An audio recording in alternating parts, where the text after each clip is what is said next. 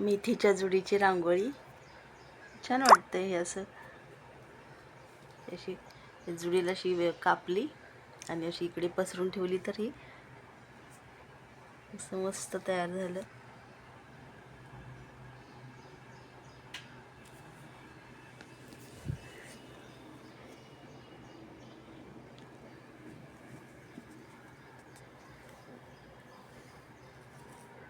आता अशी निवडून भाजी करायला घ्यायची. असं कापून घेतलं का बरं पडतं, कारण मग या जुडीच्या ह्याच्यामध्ये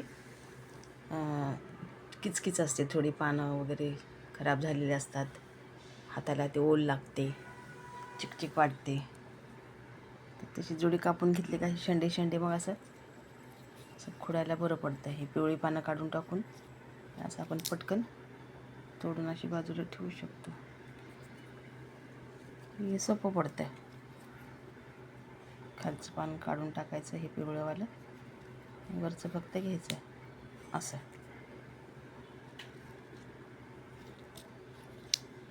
असं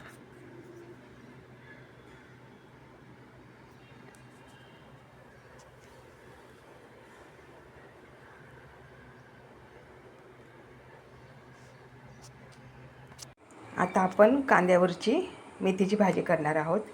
त्यासाठी मेथीची जुडी स्वच्छ निवडून धुवून घेतलेली आहे. आता ही भाजी अशी बारीक चिरून घ्यायची आहे. तर आपण सगळी भाजी आधी चिरून घेऊया. कांद्यावरची मेथीची भाजी करायला आपल्याला साहित्य फार कमी लागते. बारीक चिरलेला कांदा, ठेचून घेतलेला लसूण, एक 6-7 पाकळ्या, बारीक चिरलेला टोमॅटो आणि लाल तिखट आणि मीठ. चला आपण आता भाजी करायला सुरुवात करूया.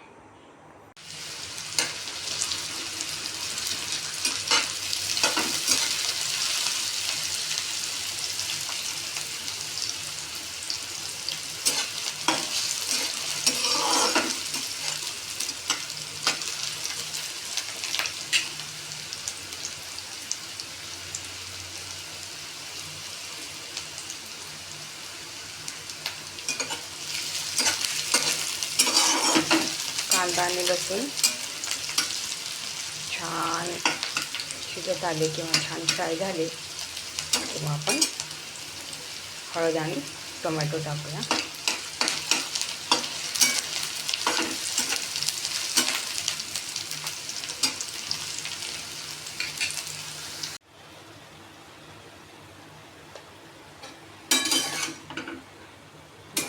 पुन्हा एकदा छान उलटी पालटी करून घेऊया.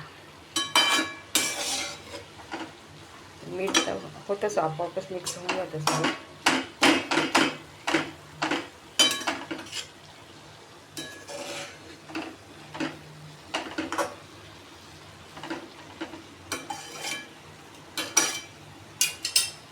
आता हिच्या वाफेवर थोडा वेळ शिजू देऊया.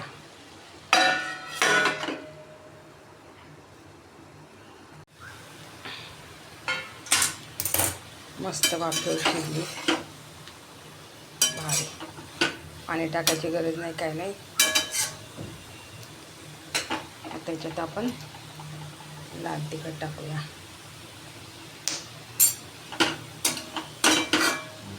हिरवी मिरची टाकली तरीही चालतं, आपापल्या आवडीनुसार. घाटावर फक्त लसूण मिरचीची फोडणी दिली जाते, हळद, आणि त्याच्यात शेंगदाण्याचं कूट टाकलं जातं. कोकणामध्ये वरून ओलं खोबरं टाकलं जातं. खूप छान लागते ती भाजी. मालवणी मसाला वगैरे असू शकतो त्यांचा, म्हणजे मी फक्त खाल्लेली आहे, मी पाहिजे नाही करून.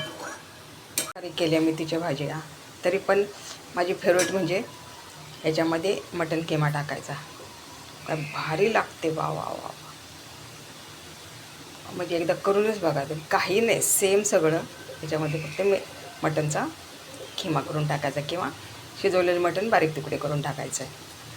भारी, एकदम भारी लागते मटण. तसं मग करडईच्या भाजीत, हरभऱ्याच्या ओल्या भाजीत पण टाकू शकतो. बघा आता आपली मस्त भाजी तयार झाली. याला आपण थोड्या वेळ अजून झाकून ठेवूया आणि नंतर खायला घेऊया.